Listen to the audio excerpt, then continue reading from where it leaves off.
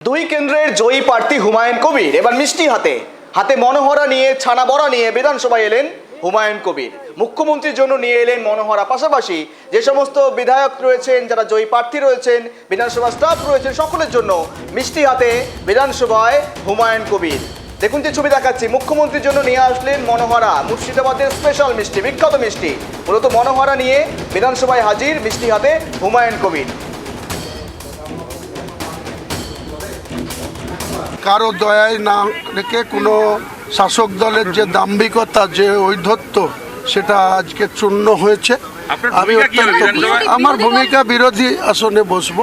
মুখ্যমন্ত্রী শুভেন্দু অধিকারী এখন পর্যন্ত যা কাজ কি দেখছেন, কিভাবে দেখছেন?